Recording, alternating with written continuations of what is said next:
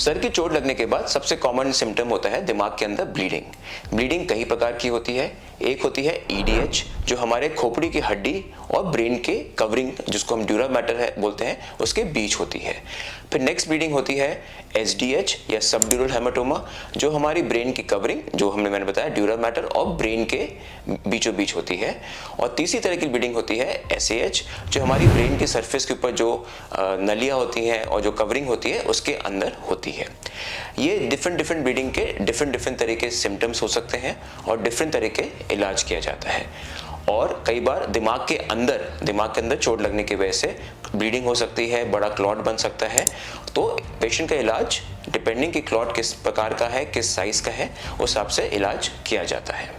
अगर सर की चोट लगने के बाद किसी पेशेंट को बेहोशी होती है या हाथ पैर में कमजोरी होती है, बार बार उल्टी होती है, तो ये हो सकता है कि ये इंडिकेट करे कि सर के अंदर कोई ब्लीडिंग या तो हो गई है या हो रही हो।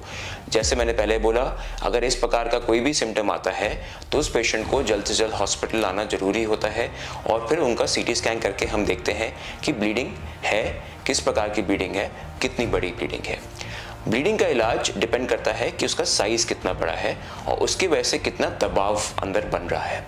ब्लीडिंग अगर बहुत बड़ी होती है या उसकी वजह से आदमी को बेहोशी हो रही होती है, दिमाग का दबाव बढ़ रहा होता है, तो उस केस में हो सकता है कि उसे सर्जरी की ज़रूरत हो।